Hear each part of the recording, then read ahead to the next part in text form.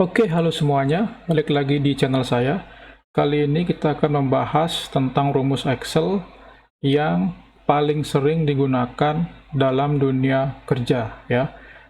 Contohnya di sini saya akan mengambil contoh bagaimana kita bisa mengolah nilai para murid-murid bagi yang jadi guru, ataupun ini bisa diganti mungkin dengan omset karyawan, ya, omset kantor cabang, dan lain sebagainya.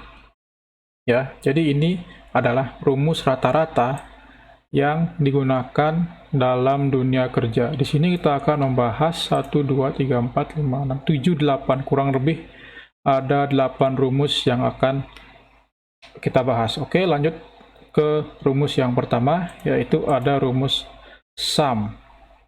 Jadi sum ini akan menjumlahkan semua data yang diinputkan oleh user atau yang kita inputkan, ya. Nah, masuk ke contohnya.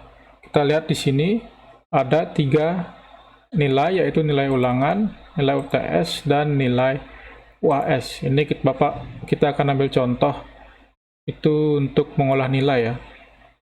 Oke, nilai ulangan, nilai UTS, dan nilai UAS. Nah, sekarang kita akan cari berapa sih total nilai dari masing-masing siswa. Yang pertama kita akan cari total nilai dari Agus. Nah, caranya kita memakai fungsi sum atau rumus sum, ya, sama dengan sum. Kemudian kita akan memasukkan sel-sel dari nilai ulangannya Agus, yaitu B2, kemudian nilai UTS-nya,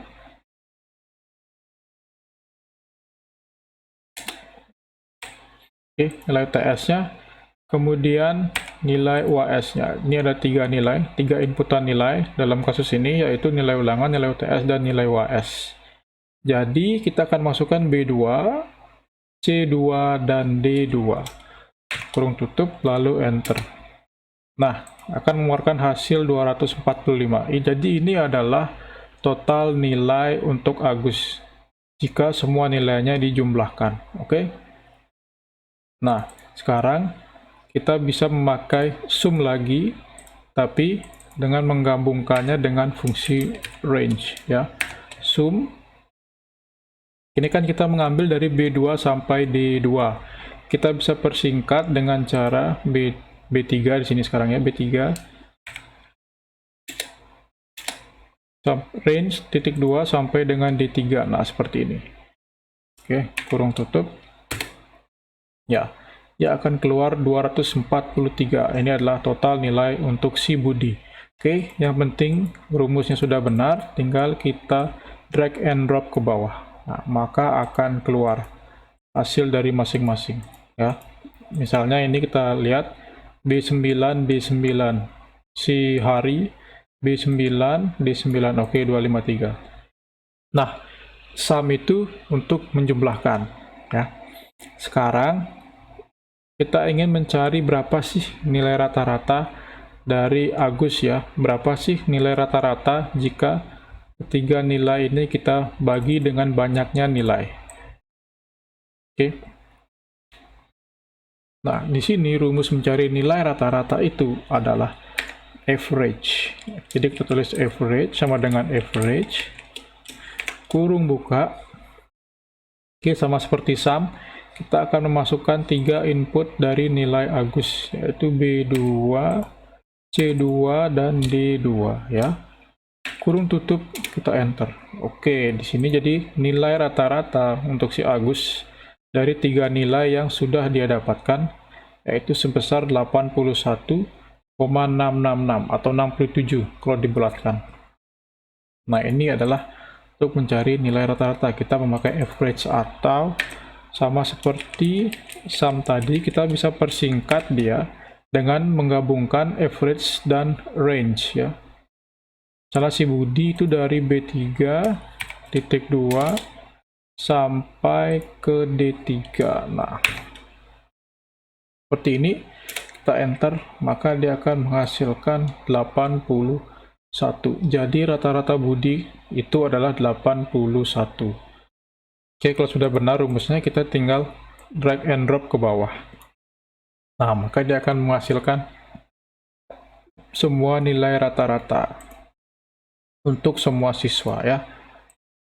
Nah, sekarang kita akan mencari status. Nah, status ini bisa kita ibaratkan, oke, jika total nilainya adalah 245 ya, misalkan, maka siswa itu akan lulus. Jika di bawah atau sama dengan 245, tadi yang lulus adalah jika di atas 245 ya. Jika di bawah atau sama dengan 245, maka akan ada tulisan tidak lulus. Nah, caranya seperti apa? Caranya kita memakai rumus yang namanya if. Oke, jadi sama dengan if, kita akan mencari logical testnya atau syaratnya, yaitu 245. Kita klik sini, E2, total nilainya.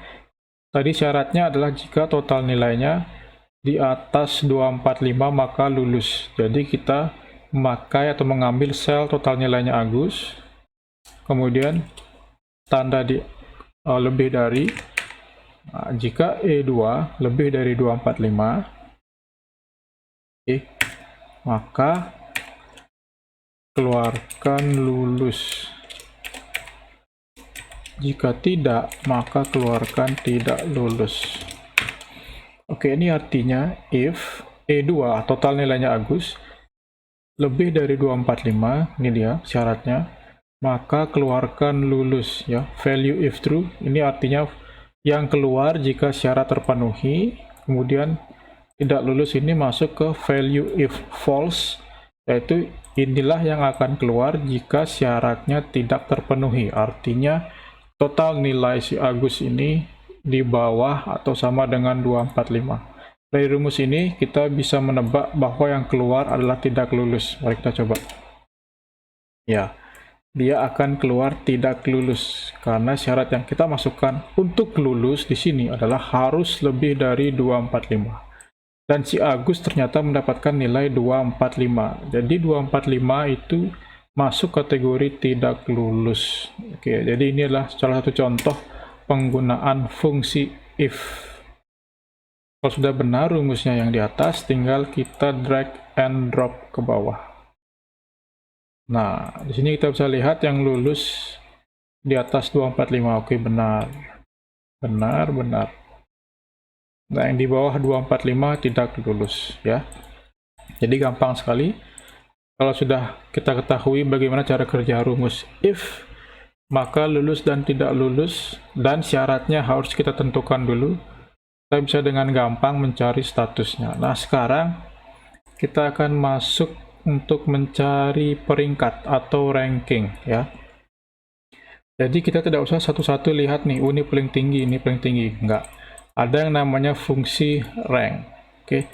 Fungsi ini akan meranking secara otomatis sesuai dengan nilai yang kita cari dan kita bandingkan dengan tabelnya. Oke. Misalnya kita akan melihat dengan total nilai 245, Agus ada di rank berapa sih? Oke, kita mencari ranknya, peringkatnya berdasarkan total nilai ya. Jadi kita ambil E2 di sini, yaitu total nilainya si Agus sebagai contoh yang pertama. Kemudian referensinya kita akan membandingkan dengan semua total nilai yang ada pada teman-temannya Agus. Artinya yang kita pakai adalah dari E2 sampai E11. Nah, di sini sudah keluar. Ranknya si Agus dengan total nilai 245 ternyata adalah rank 5 atau peringkat 5 dari semua temannya si Agus itu ya. Sampai E11 saja nih total nilainya. Oke. Sekarang kita coba drag and drop ke bawah. Nah, ternyata peringkat satunya ada di paling bawah, si Junaidi dengan total nilai 258. Nah, jangan bingung ya kalau ada. Oke, ini ada kesalahan sedikit. Jadi, kalau memakai rank, kita lihat dulu salahnya di mana. Ini E2, E11. Nah, ini Jadi E3, E12 dia akan ikut turun ke bawah ya. Jadi hati-hati untuk menggunakan rank atau rumus-rumus lainnya, VLOOKUP, HLOOKUP, itu kita harus memakai yang namanya tanda dolar di depan. Atau klik blok dulu rumusnya, kemudian kalian F4 satu kali, maka dia akan membentuk format seperti ini, $E, $2, $E, $11. Ini artinya ya, range ini tidak akan berubah, dia akan tetap E2, E11. Kalau tadi kan berubah, yang tadi itu yang salah itu. Di sini jadi E3, E12, kemudian ini lanjut lagi E4, E13. Nah, kalau seperti ini kita lihat. Nih, kita lihat. Yang berubah adalah E yang di depan, yang tanpa dolar ya. Tabel range-nya ini tetap sama karena kita membandingkannya tetap di sini-sini aja, yaitu di E2 dan E12. Oke, jadi jangan lupa untuk blok dulu baru F4. Nah, di sini Junaidi tetap rank 1 dengan 258. Kita lihat apakah ada yang double rank, jadi kalian tidak usah khawatir. Kalau yang double rank ini atau rankingnya ganda, itu biasanya total nilainya sama. Kita lihat contohnya si Frank dan si Ijul 236, maka mereka berdua akan ada di ranking 9. Oke, yang penting rumus awal sudah benar. Ketika kalian copy ke bawah, maka hasilnya ini sudah benar. Ya, itu adalah untuk sum, ini average, ini adalah memakai if, ini memakai rank. Oke, sekarang kita akan menghitung berapa banyak jumlah siswa ya. Kalau di contohnya ini 1, 2, 3, 4, 5, 6, 7, 8, 9, 10. Kita langsung bisa mengambil kesimpulan atau langsung bisa menghitung jumlah siswanya 10. Bagaimana kalau jumlah siswa kita nanti ada ratusan atau bahkan ribuan yang harus kita olah nilainya. Seperti itu misalnya. Kita bisa mencari jumlah siswa ya dengan rumus count. Oke. Kita akan berdasarkan total nilai misalnya. Nah, jadi kita blok dulu total nilai yang pertama sampai yang kedua. Lalu enter. Nah, dia akan keluar hasilnya ada 10 total nilai, berarti ada 10 siswa yang mempunyai total nilai, itu artinya.